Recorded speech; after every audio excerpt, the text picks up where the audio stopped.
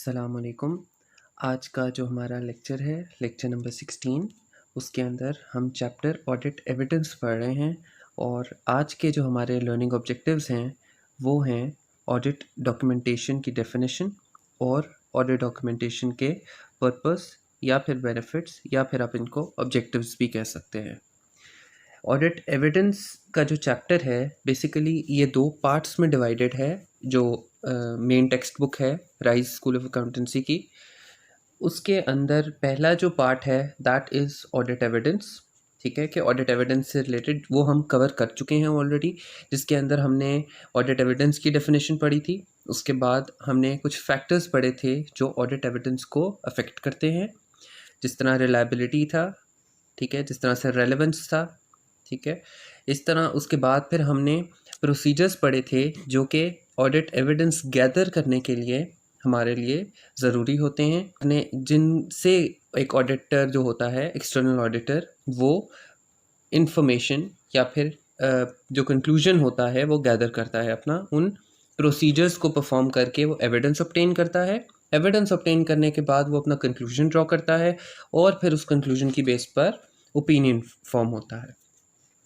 उसके बाद फिर हमने रिस्क असेसमेंट जो है उसको स्पेसिफिकली पढ़ा, ठीक है। उसकी डेफिनेशन पढ़ी कि रिस्क एक ऑडिटर क्यों एवेल्युएट करता है, क्यों ज़रूरत पड़ती है एक ऑडिटर को at the start of audit या फिर बिफोर ऑडिट रिस्क असेस करने की। फिर हमने रिस्क जो है उनकी दो टाइप्स पढ़ी, ठीक है। एक फाइनेंशियल स्टेटमेंट लेवल रिस्क होता है और एक असर्शन लेवल रिस्क होता है। उसके बाद हमने रिस्क असेसमेंट करने के कुछ प्रोसीजर्स पढ़े कि एक ऑडिटर, एक एक्सटर्नल ऑडिटर जब रिस्क असेस करना होता है उसने एक एंटिटी के अंदर at the start of audit या बिफोर ऑडिट, तो वो कौन से ऐसे प्रोसीजर्स हैं जो परफॉर्म करके वो एविडेंस ऑब्टेन कर सकता है, रिस्क असेसमेंट से रिलेटेड हाईलाइट कर सकता है रिस्की एरियाज उस कंसर्न के अंदर, ताकि जब वो ऑडिट स्टार्ट करे तो उसको पहले से ही पता हो कि मैंने किन एरियाज़ पर ज़्यादा फोकस करना है और किन एरियाज़ पर कम फोकस करना है। या फिर अगर मैं ये इस तरह से कहूँ कि किन एरियाज़ पर टाइम ज़्यादा लगाना है और किन एरियाज़ को सिर्फ गो थ्रू कर देना है। तो ये सारी चीज़ें हमने पढ़ी। फिर जब हमने लेवल्स ऑफ रिस्क पढ़े थे तो साथ ही फिर हमने उनके रिस्पॉन्स पढ़े थे, क्योंकि सिर्फ और सिर्फ रिस्क आइडेंटिफाई कर लेना जो होता है सफिशेंट नहीं होता, बल्कि हमने उन रिस्क्स को कोई कोर्स ऑफ एक्शन के थ्रू रिजॉल्व करना होता है। तो उन रिस्क्स को रिजॉल्व करने के लिए जिस तरह से हमने लेवल्स ऑफ रिस्क दो पढ़े थे, उस तरह से रिस्पॉन्स भी उसके असर्शन लेवल के डिफरेंट थे और जो फाइनेंशियल स्टेटमेंट लेवल थे उसके डिफरेंट थे। यहाँ तक हमारा ऑडिट एविडेंस का जो पोर्शन था वो ख़त्म हो गया, ठीक है। इसके बाद फिर हमने बस दो छोटे मेन टॉपिक्स पढ़े थे, असर्शन टेस्टिंग अप्रोच पढ़ी थी और एक हमने डायरेक्शनल टेस्टिंग अप्रोच पढ़ी थी, जिसके अंदर हमने दो अप्रोचेस को कंपेयर किया था कि मॉडर्न लेवल अप्रोच अब क्या है, ठीक है, और पहले ज़माने में या पहले जब ऑडिट किया जाता था तो क्या अप्रोच होती थी एविडेंस ऑब्टेन करने के लिए। यहाँ तक हमारा ऑडिट एविडेंस का जो एक पोर्शन है वो ख़त्म होता है। अब जो हमने एक एरिया पढ़ना है दैट इज़ ऑडिट डॉक्यूमेंटेशन, के ऑडिट एविडेंस ऑब्टेन कर लिया, रख लिया अपने पास, ठीक है। अब उसको जब तक आप डॉक्यूमेंट नहीं करेंगे, ठीक है, वो एविडेंस आपके किसी काम का नहीं होगा, वो एविडेंस पर्पस सर्व नहीं करेगा, ठीक है। तो पर्पस को सर्व करने के लिए आपको ऑडिट एविडेंस जो आपने गैदर किया है उसको डॉक्यूमेंट करना भी ज़रूरी है। तो अब हम ऑडिट की डॉक्यूमेंटेशन पढ़ेंगे कि जो ऑडिट एविडेंस हमने ऑब्टेन कर लिए उसकी डॉक्यूमेंटेशन किस तरह से की जाएगी और क्या फ़ायदे होंगे। जी, सबसे पहले हम ऑडिट डॉक्यूमेंटेशन की डेफिनेशन पे आते हैं। Audit documentation is a written record, ठीक है, ये एक रिटन रिकॉर्ड है। हमने पढ़ा था कि जो भी एविडेंस हमें मिलता है वो रिलायबिलिटी के अगर बेंचमार्क को उसने क्रॉस करना है तो वो ओरल के बजाय अगर रिटन होगा तो हमें ज़्यादा रिलायबिलिटी उस पर होगी। तो हमारा जो ऑडिट की डॉक्यूमेंटेशन होगी ऑब्वियसली वो भी रिटन होगी, ठीक है। हम ओरली डॉक्यूमेंट नहीं करेंगे, ठीक है, या फिर हम वर्बली डॉक्यूमेंट नहीं करेंगे, एक रिटन रिकॉर्ड रखा जाएगा उसका, मेंटेन्ड बाय एन ऑडिटर, ठीक है। ये एक ऑडिटर जिसने ऑडिट एविडेंसेस कलेक्ट किए हैं प्रोसीजर्स परफॉर्म करके, वही ऑडिट डॉक्यूमेंटेशन जो है उसको मेंटेन करेगा। किन पर्पस के लिए करेगा? पहला, ऑडिट प्रोसीजर्स परफॉर्म्ड, जो ऑडिट प्रोसीजर्स उसने परफॉर्म किए एविडेंस गैदर करने के लिए या रिस्क असेसमेंट के लिए, उसके प्रोसीजर्स को डॉक्यूमेंट करेगा। फिर एविडेंस इज ऑब्टेन्ड, प्रोसीजर्स से रिलेटेड जो एविडेंसेस वो चाहता था ऑब्टेन करना, अगर उसने ऑब्टेन कर लिए हैं तो उनकी डॉक्यूमेंटेशन भी करेगा। एंड द थर्ड, एविडेंसेस के बाद जो कंक्लूजन्स उसने ड्रॉ किए हैं, जिन बेस पर वो अपना ओपिनियन देगा, वो भी ऑडिट की डॉक्यूमेंटेशन के अंदर इंक्लूड करेगा। कौन? External auditor. ठीक है जी, ये इसकी डेफिनेशन थी। बुक्स के अंदर जो डेफिनेशन होती है वो बिल्कुल डिस्क्रिप्टिव फॉर्म में लिखी होती है, पैराग्राफ फॉर्म के अंदर। मैं जब डेफिनेशन यहाँ पर पढ़ाता हूँ तो मेरा ये मानना है कि जब तक डेफिनेशन के आप मेन पार्ट्स को ब्रेक डाउन नहीं करोगे डेफिनेशन को, तो वो डेफिनेशन का जो मीनिंग है वो कन्वे नहीं होता। तो डेफिनेशन का मीनिंग कन्वे करने के लिए और जो इम्पॉर्टेंट डेफिनेशन के अंदर पॉइंट्स हैं उनको हाईलाइट करने के लिए, ब्रॉडन करने के लिए मैं डेफिनेशन को पार्ट्स के अंदर ब्रेक करके फिर आपको बताता हूँ जी। ये तो थी ऑडिट की डॉक्यूमेंटेशन की डेफिनेशन। और फिर एक छोटी सी बात कि ऑडिट डॉक्यूमेंटेशन को ऑडिटिंग लैंग्वेज के अंदर वर्किंग पेपर्स भी कहा जाता है, कि ये ऑडिटिंग के एक एक्सटर्नल ऑडिटर ने जो काम किया है, प्रोसीजर्स परफॉर्म किए हैं, एविडेंसेस ऑब्टेन किए हैं, कंक्लूजन्स रीच किए हैं, इन सब को डॉक्यूमेंट जो करता है एक ऑडिटर, रिटन रिकॉर्ड मेंटेन करता है इसका, वो बेसिकली वर्किंग पेपर्स अपने जो उसने वर्क परफॉर्म किया है उनको कंपाइल करके डॉक्यूमेंट कर रहा है। ठीक है जी। इसके बाद अगर हम आगे आएँ तो हमारे पास पर्पस है कि ऑडिट डॉक्यूमेंटेशन के पर्पस क्या होते हैं।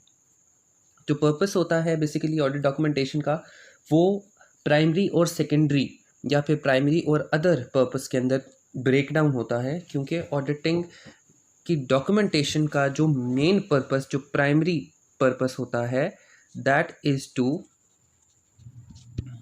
Provide evidence that audit is properly planned and performed according to ISAs and regulatory requirements। के ऑडिट डॉक्यूमेंटेशन का प्राइमरी पर्पस ये होता है कि ये एविडेंस के तौर पे थर्ड पार्टी को बताया जाए कि जो भी ऑडिट एक्सटर्नल ऑडिटर ने परफॉर्म किया वो प्रॉपरली प्लान्ड था, ठीक है, स्टेप बाय स्टेप अप्रोच थी उसकी, ठीक है, और परफॉर्म भी उसने अकॉर्डिंग टू ISAs और रेगुलेटरी रिक्वायरमेंट्स किया। हमारे स्टैंडर्ड्स जो होते हैं ऑडिटिंग के और जो रेगुलेटरी रिक्वायरमेंट्स, जो लीगल लॉज होते हैं, उनकी रिक्वायरमेंट होती है कि ऑडिट, जब भी एक्सटर्नल ऑडिट परफॉर्म हो तो उसकी प्रॉपर डॉक्यूमेंटेशन होनी चाहिए, ताकि हम थर्ड पार्टी या शेयर होल्डर या फिर जिसके लिए भी हमने जो है कि सर्विस परफॉर्म की है, उसको हम श्योरिटी दे सकें कि ऑडिट जो हमने किया वो प्रॉपरली प्लान्ड था, वो परफॉर्म किया हमने किसके अकॉर्डिंग, ISAs के अकॉर्डिंग और रेगुलेटरी रिक्वायरमेंट्स के अकॉर्डिंग, जिसके अंदर हमारे लीगल लॉस भी आ जाते हैं और हमारे जो इन्वायरमेंटल लॉज या सोशल लॉज होते हैं वो भी आ जाते हैं। यानी कि हमने हर चीज़ को कवर किया है। इसकी एक एविडेंस के तौर पे हम लोग ऑडिट डॉक्यूमेंटेशन करते हैं जी। एक तो प्राइमरी पर्पस ये हो गया। दूसरा प्राइमरी पर्पस होता है जी, for providing evidence that the auditor has appropriate basis for his opinion in the audit report and achievements of all objectives जी। ऑडिट डॉक्यूमेंटेशन करने का जो प्राइमरी मकसद एक और होता है, दैट इज़ कि ऑडिटर जो है, ठीक है, मैंने आपको बताया था कि ऑडिटर का जो मेन टारगेट होता है, जो उसका मेन ऑब्जेक्टिव होता है एट द एंड, वो ये होता है कि ऑडिटर अपना ओपिनियन दे सके। वो ओपिनियन फॉर्म करने के लिए एक ऑडिटर जो होता है वो सारे के सारे इस साइकिल से गुजरता है कि पहले वो प्रोसीजर्स परफॉर्म, पहले वो रिस्क असेसमेंट करता है, एरियाज हाईलाइट हो गए इंपॉर्टेंट, फिर उन पर प्रोसीजर्स परफॉर्म करता है। प्रोसीजर परफॉर्म करने से उसको एविडेंसेस मिलते हैं, एविडेंसेस मिलने के बाद वो कुछ कंक्लूजन्स ड्रॉ करता है और उन कंक्लूजन्स की बेस पर वो ओपिनियन जो होता है, जो अपना ऑडिट रिपोर्ट के अंदर मेन उसकी डॉक्यूमेंट होती है, उसके अंदर उसको सम अप करता है अपने सारे के सारे वर्क को। तो ऑडिट डॉक्यूमेंटेशन करने से एक ऑडिटर थर्ड पार्टी को बता पाता है कि मेरे पास अपने ओपिनियन जो है, जो मेरा ऑडिट रिपोर्ट में लिखा हुआ है, उसके बैक एंड पर एक अप्रोप्रिएट बेसिस है और वो अप्रोप्रिएट बेसिस कहाँ पर आएगी, हमारी वर्किंग पेपर्स के थ्रू हमें उनको पता लगेगी कि भाई मैंने ये सारा का सारा काम परफॉर्म किया है, पहले रिस्क असेसमेंट किया है, एरियाज हाईलाइट किए हैं, प्रोसीजर्स परफॉर्म किए हैं, एविडेंसेस ये obtain किए हैं, और फिर कंक्लूजन्स के बेस पर मेरा ये ओपिनियन आया है। तो एक बैक एंड पे जो पूरी हिस्ट्री होती है, ठीक है, वो हमें एक ऑडिटर अच्छे तरीके से, एक प्रोफेशनल तरीके से, एफिशिएंट तरीके से बता पाता है। एंड द ओवरऑल ऑब्जेक्टिव, तो मैंने आपको बता दिया कि एक ऑडिटर का जो ओवरऑल ऑब्जेक्टिव होता है एट द एंड, वो यही होता है कि हमने ओपिनियन जो है बेसिकली वो देना होता है शेयर होल्डर के कहने पर, जिसने हमने अपॉइंट किया होता है। जी, अब हम पढ़ते हैं कि एडिशनल पर्पसेस क्या होते हैं ऑडिट डॉक्यूमेंटेशन के। प्राइमरी पर्पस तो हमें समझ में आ गए। अब हम एडिशनल पर्पस पढ़ते हैं कि ये सेकेंडरी पर्पस हैं जो प्राइमरी पर्पस के साथ हमें एक बाय प्रोडक्ट के तौर पर मिल जाते हैं। हमारा मेन प्रोडक्ट प्राइमरी पर्पस ही है ऑडिट डॉक्यूमेंटेशन का, लेकिन बाय प्रोडक्ट के तौर पे हमें इन चीज़ों की भी हमें असिस्टेंस हो जाती है। जी, सबसे पहला है जी, it helps to assist engagement team in planning and performance of audit.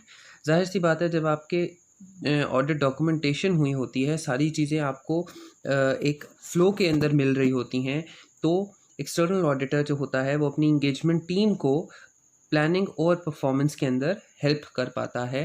क्यों? क्योंकि उसको पता होता है कि भाई ये सारी चीज़ें हैं जो कि स्टेप बाय स्टेप अप्रोच है, ये मैंने की है, अब मैं इनको असिस्ट कर सकता हूँ, इनको मैं हेल्प आउट कर सकता हूँ जहाँ पर इनको प्रॉब्लम हो, क्योंकि हमारे पास एक डॉक्यूमेंटेड चीज़ मिल जाती है। ओरली आपको असिस्ट कर तो सकते हैं एंगेजमेंट टीम को, लेकिन वो इतना प्रोफेशनल या इतना एफिशिएंट नहीं होता, ठीक है। जबकि ऑडिट डॉक्यूमेंटेशन क्योंकि रिटन रिकॉर्ड होता है, तो उसके थ्रू आप एंगेजमेंट टीम जो होती है, जो कि एक कंपनी के ऑडिट के अंदर पूरी टीम जो लगी होती है, ठीक है, उसको आप प्लानिंग और परफॉर्मेंस के अंदर हेल्प कर सकते हैं। Assist seniors in direction and supervision and review of audit team ने जो भी काम किया होता है, ठीक है, जब उसकी डॉक्यूमेंटेशन हो जाती है तो वो सीनियर्स को असिस्ट करता है इस सेंस में कि सीनियर्स के लिए ईजी हो जाता है कि भाई ऑडिट डॉक्यूमेंटेशन से हमें पता लग जाता है कि भाई इसने ये काम करना है, सुपरविजन हो जाती है, ठीक है, अगर तो वो ड्यूरिंग ऑडिट काम कर रहे हैं, और रिव्यू तब होगा जब ऑडिट टीम ने अपना काम कर लिया होगा, तो वो ऑडिट डॉक्यूमेंटेशन यानी वर्किंग पेपर्स रेडी कर देते हैं, तो हमें रिव्यू करने के अंदर आसानी हो जाती है सीनियर्स को, ठीक है जी। इसके बाद जो हमारा थर्ड पर्पस है, that is enable quality control reviews. Quality control reviews basically क्या होते हैं, इनको आपके लेवल पर मैं अगर समझाऊं तो क्वालिटी कंट्रोल करने के रिव्यूज़ किए जाते हैं। कंपनीज़ जो होती हैं उनमें special quality control review teams जो है वो आती होती हैं देखने के लिए कि जो कंट्रोल्स इस कंपनी के अंदर इन हैं वो सारे के सारे क्वालिटी को मेंटेन रख रहे हैं या नहीं रख रहे, ठीक है, इनके वो स्टैंडर्ड्स हैं जो कि एक इस इंडस्ट्री के रिक्वायर्ड स्टैंडर्ड्स होने चाहिए, ठीक है, क्या ये उन स्टैंडर्ड्स को मीट कर रहे हैं या नहीं कर रहे, क्या इनके कंट्रोल्स जो हैं, ठीक है, वो सब पर्पस सर्व कर रहे हैं जो उनका होना चाहिए या वो नहीं कर रहे। इस तरह के जो क्वालिटी कंट्रोल रिव्यूज़ होते हैं, जब हमारी ऑडिट डॉक्यूमेंटेशन हुई होती है तो वो भी हमारे लिए ईजी हो जाते हैं जी।